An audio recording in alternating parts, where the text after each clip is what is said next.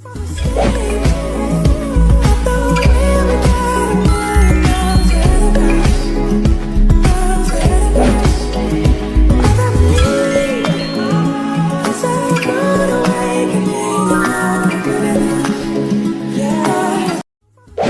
4. Generasi solutif.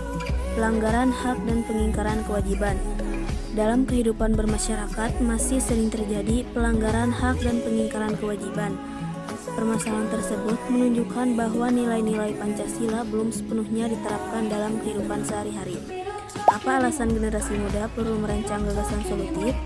Karena generasi muda memiliki peran penting dalam kehidupan masyarakat, seperti pelanggaran HAM dan intoleransi. Dengan gagasan solutif, permasalahan tersebut dapat dicegah dan diatasi agar tidak terus berulang. A. Merancang gagasan solutif. Warga negara muda diharapkan mampu berkomitmen menegakkan hukum dan HAM, menanamkan nilai-nilai Pancasila dan menjadi agen perubahan dalam masyarakat. Tantangan implementasi Pancasila. Dalam penerapan Pancasila terdapat beberapa tantangan. Salah satunya adalah kemiskinan dan eksklusi sosial underclass. Eksklusi sosial merupakan tindakan menyingkirkan individu atau kelompok dari sistem sosial, sehingga menyebabkan ketidakberdayaan dan rendahnya partisipasi dalam masyarakat. Apa dampak dari eksklusi sosial bagi masyarakat? Eksklusi sosial dapat menimbulkan ketidakadilan, konflik sosial, serta menghambat terwujudnya kehidupan masyarakat yang adil dan beradab. Sila kedua, kemanusiaan yang adil dan beradab, menekankan perlakuan manusiawi dan adil tanpa diskriminasi. Kebinekaan merupakan ciri khas bangsa Indonesia. Setiap warga negara memiliki hak dan kewajiban yang harus dihormati. Pengingkaran kewajiban dalam sejarah. Pada masa penjajahan, rakyat dipaksa melaksanakan kewajiban tanpa mendapatkan haknya. Hal ini menunjukkan adanya penyalahgunaan kekuasaan. Hak asasi manusia dan HAM. HAM adalah hak dasar manusia yang tidak dapat direnggut dalam keadaan apapun dan oleh siapapun. Apakah semua hak asasi manusia dapat dibatasi? Tidak. Dalam hak terdapat hak yang tidak dapat dikurangi dan hak dapat dibatasi sesuai dengan ketentuan hukum. Hak non-derogable.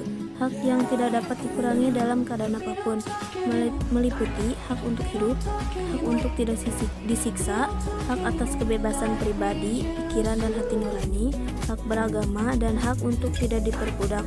Hak derogable, hak yang dapat dibatasi oleh warga negara antara lain, hak atas kebebasan berkumpul secara damai, hak atas kebebasan berserikat termasuk serikat buruh, dan hak atas kebebasan berpendapat atau berekspresi. Prinsip-prinsip HAM, transparansi dan kejujuran, universal dan tidak dapat dipindahkan, saling bergantung dan saling terkait, dan partisipasi dan inklusi. Lalu, bagaimana gagasan solutif mengatasi intoleransi? Gagasan solutif diperlukan agar kehidupan masyarakat dapat berjalan secara damai, adil, dan saling menghormati perbedaan. Solusi mengatasi intoleransi: memberikan pengetahuan tentang intoleransi dan dampak buruknya, memberikan pemahaman tentang kebebasan berpendapat serta batasnya, meningkatkan pengetahuan masyarakat mengenai intoleransi, membuat kebijakan atau aturan terkait intoleransi. Bab 5. Praktik gotong royong dalam kehidupan masyarakat Indonesia. A. Kerjasama dalam bergotong royong. Kerjasama secara umum sering dimaknai sebagai bekerja secara bersama-sama dan saling bantu untuk menyelesaikan sebuah pekerjaan. 1. Kategori kerjasama. Ada beberapa kategori kerjasama berdasarkan kepentingannya. A. Kerjasama spontan merupakan bentuk kerjasama yang dilakukan tanpa direncanakan terlebih dahulu dan tanpa mengharapkan imbalan. B.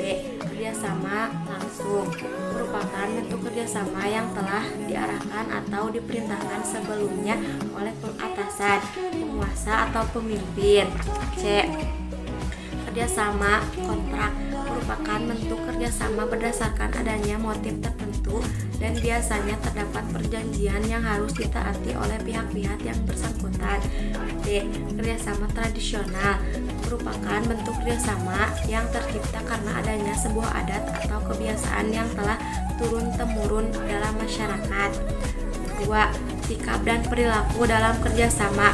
ada beberapa sikap dan perilaku yang harus ditampilkan dalam kerjasama membangun gotong royong demi mencapai tujuan bersama.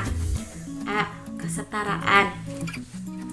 Kesetaraan bermakna bahwa manusia sebagai makhluk Tuhan memiliki tingkat atau kedudukan yang sama, tanpa memandang latar belakang, suku, ras, agama, antar golongan. B. Saling pengertian. Pengertian merupakan sebuah realisasi kesadaran akan fakta nyata kehidupan yang tidak selalu sama dan sempurna. C. Toleransi. Sikap toleransi berarti menahan diri, bersikap sabar, membiarkan orang berpendapat lain, dan berhati lapang terhadap orang-orang yang memiliki pendapat berbeda. D. Nilai gotong royong dalam kehidupan masyarakat Indonesia. Gotong royong merupakan salah satu nilai penting yang menggambarkan semangat kebersamaan masyarakat Indonesia. Gotong royong juga diartikan sebagai bentuk kesadaran yang dimiliki oleh setiap manusia untuk menyukseskan kehidupan sosial dalam berserikat dan berkumpul. C. Praktik gotong royong.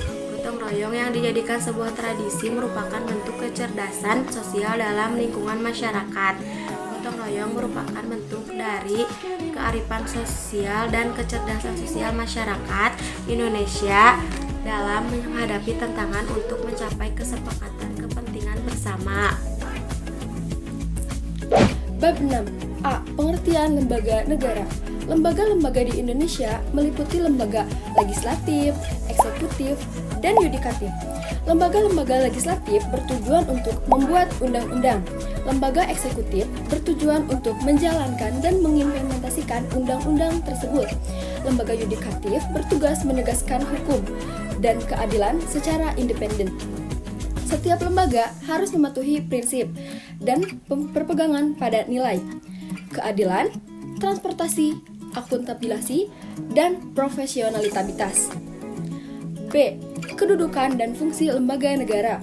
Pada Undang-Undang NRI tahun 1945, sebelum amandemen, MPR Rakyat sebagai lembaga tertinggi superior ditentukan dalam pasal 1 ayat 2. Kedaulatan adalah di tangan rakyat. Pembagian lembaga dibagi menjadi dua, yaitu lembaga tertinggi negara dan lembaga tinggi negara. Tentang kedudukan dan hubungan tata kerja lembaga tertinggi negara dengan antara lembaga tinggi negara. C. Peran lembaga negara dalam berbagai bidang. 1. Peran lembaga negara dalam bidang politik. Lembaga negara dalam bidang politik berperan penting dalam penyelenggaraan kehidupan bermasyarakat. Peran ini bertujuan agar sistem politik berjalan sesuai prinsip demokrasi dan konstitusi. 2. Peran lembaga dalam bidang ekonomi bertugas mengatur dan mengendalikan perekonomian nasional agar tercipta kesejahteraan masyarakat. 3. Peran lembaga negara dalam bidang sosial. Peran lembaga negara di bidang sosial berlandaskan pasal 34 Undang-Undang Dasar NRI tahun 1945. Isi pokok pasal 34, fakir miskin dan anak-anak terlantar dipelihara oleh negara. Negara mengembangkan sistem jaminan sosial bagi seluruh rakyat. Negara bertanggung jawab dan menyediakan pelayanan kesehatan dan pelayanan umum yang layak. 4. Peran lembaga negara dalam bidang budaya. Lembaga negara memiliki peran dalam pengembangan pelestarian kebudayaan nasional Indonesia. 5. Peran lembaga negara dalam bidang pertahanan. Bidang pertahanan diatur dalam pasal 30 ayat 1 dan 3 Undang-Undang NRI tahun 145. Lembaga utama dalam bidang pertahanan adalah Tentang Nasional Indonesia, TNI, dan Kementerian Pertahanan. Peran lembaga negara dalam bidang keamanan. Peran lembaga negara di bidang keamanan bertujuan menciptakan ketertiban dan rasa aman bagi masyarakat. Lembaga utama adalah Kepolisian Negara RI Polri dengan tugas menjaga keamanan dan ketertiban masyarakat, menegakkan hukum, melindungi, mengayomi, dan melayani masyarakat. Peran ini penting agar masyarakat dapat hidup dengan aman dan damai. Menjadi pelopor pemilih pemula dalam demokrasi Indonesia. Demokrasi adalah lambang dari sila keempat dasar negara Pancasila, memiliki arti permusyawaratan. Lambang banteng diibaratkan sebagai bentuk kegiatan musyawarah dalam pengambilan keputusan untuk mewujudkan kemufakatan. Proses demokrasi dalam berbangsa dan bernegara di Indonesia dapat kita lihat dalam nilai instrumental Pancasila yang terdapat dalam pembukaan Undang-Undang Dasar Negara Republik Indonesia tahun 1945. Pada alinea keempat, terdapat kalimat kerakyatan yang dipimpin oleh hikmat kebijaksanaan dalam permusyawaratan perwakilan.